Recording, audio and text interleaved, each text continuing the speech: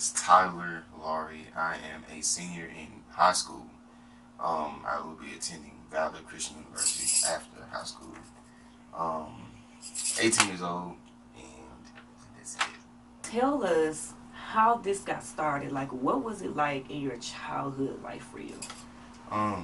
It started like, I guess growing up wasn't the best. Like, I didn't have the most spectacular life growing up. Certain things happened in my life that I'd rather not talk about. But Okay. some things that most likely it was more about my identity and who I am. And at a young age, like being 8, 9, you're really not worried about identity, but still again, you trying to find out who you are coming up in the world. So it was like more of a who am I, in this world, and I just didn't know who I was, Okay. most likely. So like at the age of 8, that's when it all started. That's when depression all started for me. And then as it like went on, and as I got older, it got harder and harder because social media is bad for a teenager's mind, especially at the age between 8 and 12. And social media will show you things that you don't have, and then it's like, well, I ain't got this, so what's my purpose in this world if I ain't got this? If this was life is all about. So that's mostly like where it started. It's like, who am I? Why? But like, what's my purpose in this life? Okay. Was I the child at the time? Well, I didn't get talked about, but it wasn't. I don't know if I did get talked about because I ain't really worried about really much what people thought about me as much. Okay. Because they just behind me. Okay. So anything, if it's not in my future, my past ain't really something I'm really worried about. So in terms of people judging me and things, I don't really, like to this day, I don't even know if I got haters. I can't even say if I got haters. Because I don't know if I have them. Because I ain't really worried about who's talking behind me, behind my back, or whatever, because it's just going to create more problems. Like, I guess the fact that I wasn't really just not, like, I would look at some of my friends and look at my peers and be like, I don't have that. Why don't I have that? Why can't I have that? What do they have that I don't have that's allowing them to have that, And it just, it every single day it manifested in my mind. And it's like, you would never have this, you would never get to this point in your life, you would never, like, you won't never have what they have, and then it just got started getting darker and darker and darker. And like, then that's when I realized, like, I'm in real life, like, going through stuff mentally and emotionally, and I just can't handle it no more. And and there's no other option but to end what's going on with me, and that's just me, and who in Tyler. So that was really what got it. That's when I really realized, like, there's something going on in me, and it just got to stop. So it's only one solution to this problem, and it's to kill it was myself. Okay. So what kind of things did you do after feeling like that? Go in the room, close the door, don't say nothing to nobody, just stay to yourself. Not really, because if I were to try to talk about it, I guess it would, like, I feel like the anger would build up in me, and then the fact that I had to go to school every day, had to see everybody steal with stuff that I don't have, it's like I can't do it no more. And I just, most of the time, just go in my room, close my door, and just beat to myself a lot. That's why I get the antisocial title, because of how to myself I am. But in reality, it's like I don't have what you have, so I feel like I'm not fit for your atmosphere to come in. So I just stay to myself. I remember one time I was in class. This was elementary school, in 5th grade, I think. 5th grade year. Not 5th grade year. 5th grade. I was in school in class, just sitting there, and like these thoughts of you're not good enough, all this stuff, like mom bugging in my head. And next thing you know, I just got 2 pencils and I held them up to my neck. And as I was holding them up to my neck, I just came up to my neck and tried to stab myself on both sides. And if it wasn't, it was a student that saw me, and she was like, Tyler's trying to kill himself.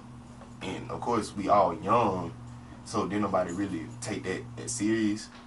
But so that's when I just threw the pencils down. I believe I started crying, at the desk, and I just couldn't handle it. It was just so much. It's like depression is like literally a real heavy rock. It just gets heavier and heavier and heavier the more you focus on that rock, and it's just gonna sink down until it's just over until you at the bottom, and it's just over. We have children who have faced depression and who, even right here where I live, who have jumped out of cars and killed themselves on the way to school. We have kids who have put guns to their heads and have killed themselves right here where I am in Mississippi. And this is because of the depression. It's so many different things. We had a young girl who was being bullied, and I'm quite sure she was, I believe, 8 years old, and I believe she was going through depression, and they found her not even 30 minutes away from here, hung in a tree. Like, the lie that the enemy will tell you, I'm telling you, it will make your mind seem so dark. It will make everything feel like the weight of the world is literally on your shoulders. And so it is hard for you to come out. It's hard because he will bring a lie on top of a lie, on top of a lie, on top of a lie. And so all of it, because of what we see with the physical eye, we believe. Because he's shown us a picture with the eye. But if we look within the spirit realm and we feed our spirit what we need to feed it, then we'll be able to drown out the lies that the enemy has told us. So was there anybody in your life, Tyler, that may have tried to speak positively to you in the midst of all your darkness? I didn't really tell people that I was depressed. I didn't really show people. It wasn't really something that I showed in my action. When I was young, I was more of the goofy, everybody's friend type person. So in terms of depression, didn't nobody really know. But I think that's what's so bad about depression, because it's like a mask that it's like you put on this mask. Like I put on my goofy self, I put on that mask, and then when I get home, I take the mask off and I hang it up on the wall and get ready to put it back on in the morning. And it's like I just never really showed that, because I remember last year, November, I had testified about my depression to my peers. And I remember one girl, she texted me on Facebook, and she was like, I didn't even know you was going through that. You never really showed it. And I told her, I was like, because I didn't want nobody to feel sorry for me. I didn't want nobody to be all up in my grill. Oh my God, Tyler, you're going through this. And I'm just not good with that type of attention. So I just never really told nobody that I was going through this type of stuff. So there was nobody that I had told about this until Joshua McMillan. He had took me under his wing. He became my spiritual father, and that's when he was the person that I really told all my depression and stuff to most of the time. That's good. That's good. So, would you say that this became your turning point to fighting and coming out of depression? My turning point came, I'm 18, 3 years ago. 15 years old at Camp Alive. No, it came 9th grade in high school, because the whole thing about high school is more, like I said, it's an identity, reputation type thing. So if you ain't up here, ain't nobody gonna notice you. If you down here, people not gonna notice who you are. People gonna notice to the person up here. They gonna know it's the football players. They gonna know it's the basketball players. They gonna know all of them cheerleaders, all of them. They ain't gonna know the people that's actually in the background changing lives and all that type of stuff just by doing something that's not very popular in the world. Mm-hmm. So, my ninth grade year, I for some reason that knowledge was in my head about identity is really important in high school. So already my ninth grade year in high school, I just separated myself, tried to find my own way. Because from kindergarten to 8th grade, I was a follower. From 9th grade to 12th grade, I was working on being a leader. In my 9th grade year, I separated myself. I took my own lane. That's when I really started following Jesus. 10th grade, 11th grade, and 12th grade, still trying to follow Jesus. I'm not perfect. Not saying I'm perfect. Me neither, brother. But I'm trying. Yeah. God loves the person who's trying. Yes, he does. And I was trying. I'm still trying now. Not perfect, nothing like that. But it's. I just took my own lane, found out who I was, found out what I love to do, what keeps me from depression, what separates me from the group, and I've been pretty much good ever since. Good job. Yes, so it was a self-will thing. Yeah. That is so awesome because a lot of people don't get there by themselves. A lot of people need somebody else to say, hey, come on, let's go do something positive. Or, hey, some people need that extra push or that extra pull. Thank you so much for tuning in to Freedom Friday. We hope that you are enjoying the show. Now, a special message just for you from this week's sponsor.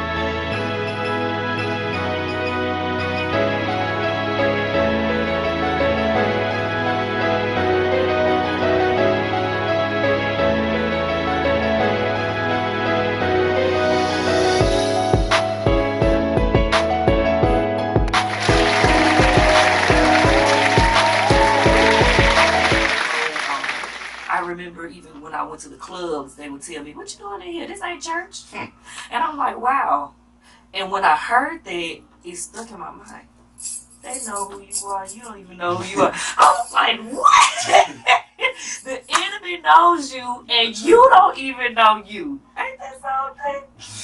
Oh, my goodness. I remember, Tyler, I got invited to what they call a passion party. And it's where, somebody's getting married, and they do a little something for the bride and all of that.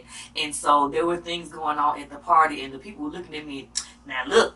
You're going to have to loosen up because this is not church, baby. So everything that happens in here is not church. That's what they doing to me. This is not church, so you're going to have to loosen up. And I'm looking at them like, get out of my face. I'm just here to support the bride. Leave me, leave me alone. They'll just, people that be cussing, they be like, I feel Tyler, sometimes I feel like I can't cuss around you. I just can't do it. And then it's like when they in the car with me, I just can't do this. Tyler, I can't play this song. I can't do this. I'm like, you can't. I love it because now they know who you are. And I guess that's the best way when somebody else that's not saved tells you who you are in God without a preacher, somebody tell you, because you'll believe the person that's not saved. You'll believe the person that's, if I came up to you and said, I'm a basketball player, you wouldn't believe that. What I'm trying to say. If you came up to me and told me I was a football player, you looked at me and said I was a football player because of my size and whatever the case may be. Okay. But if I sat here and told you that I knew how to dance, you wouldn't know that. No. You wouldn't know that. I wouldn't. Because you wouldn't expect a dancer to be 6'2", muscular. Yeah, all that type of stuff. And some people just look at you and they be like, you that church boy. I don't think I can do this around you. So this how some people used to me at school. Yeah. That I get the church boy name, the church boy title. That's a good thing. It is. It's so now this is your don't let it get annoying. Don't let it get annoying. This is your identity now. This is who you are. Finally, Tyler has broken free, and the depression does not hold him. So this is what we're going to do. We're going to take a quick pause right here. And we're going to show you Tyler at his best. He has found his way. He has found his passion and who he is. So we're going to pause it and we're going to move to this scene right here. Tyler is going to do his, I can't do it, y'all, but Tyler's going to do his thing, all right? Yes. Dear future me, will I ever see again? Dear future me, will I never been? Question. Will I be alright? Cause I'm trying to attain. I just said that time. I got to go say. Will I ever lose? I can't give up. I wanna lose them. Try to guide this thing out for life. The struggle is real.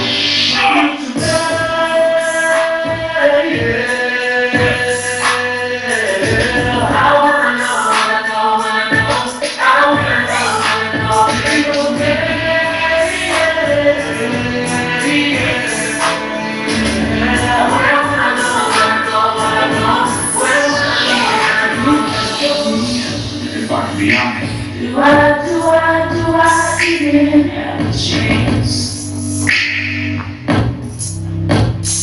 Dear future me, will I get to feel again? I'll put this one, they won't put it again. I just wanna know what I got to do. It's a word, but I'm over.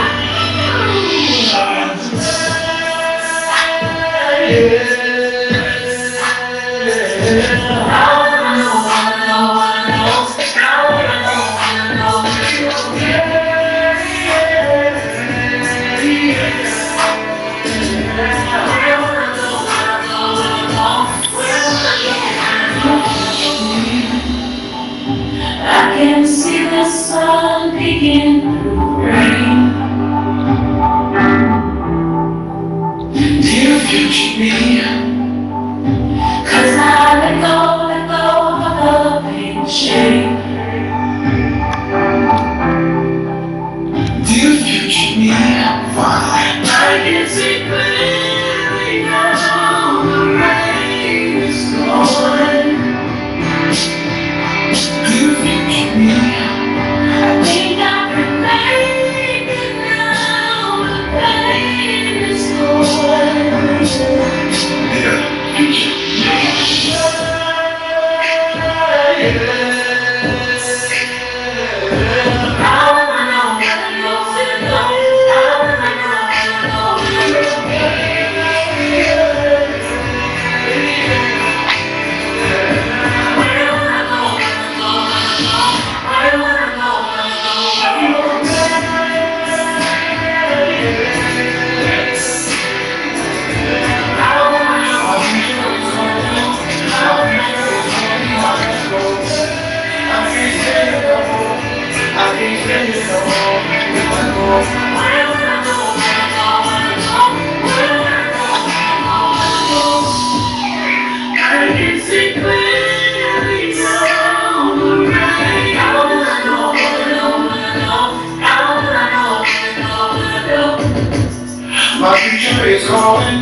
my future is calling, I gotta go. I can't stay no more, I can't stay no more, gotta go.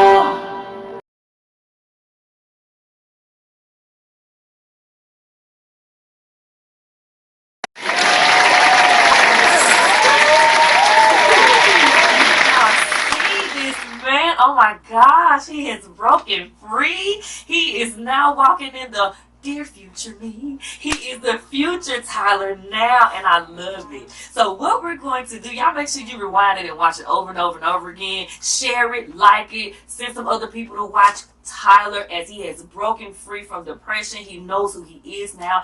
I'm going to just shut my mouth and I'm going to let Tyler pray. And whoever's dealing with depression right now, or if you know someone dealing with depression, they need to be watching this. Tyler is about to pray and free you from depression right now. Before I pray, for anybody who is dealing with depression, young, old, don't look at it as an obstacle or distraction. Look at it as opportunity to reach other people. You will benefit from this. Depression ain't nothing but the devil trying to kill your emotions, kill who you are as a person. So, bring up. Awesome. Dear Lord, thank you for allowing us to join together as a unit. Thank you, God. Thank you for freeing me of depression. Thank you for freeing Mr. Toccara from depression. For anybody who's feeling neglect, who's feeling rejected, who's feeling like nobody loves me, please, Lord, keep that mindset. Take that mindset and just throw it away at that mind. Sit in the throne of the hearts of Jesus. In Jesus' name I pray. Amen. Amen. So, we love you guys and thank you for tuning in to another segment of Freedom Friday. I'll see you next week. Freedom Friday is brought to you by Catalyst 360. If you have a freedom story that you want to share, send your story to freedom_Friday.111@yahoo.com. Thank you so much for tuning in today, and join us next week right here on the Catalyst 360 YouTube channel for a new segment of Freedom Friday with your host, Toccara Ellis.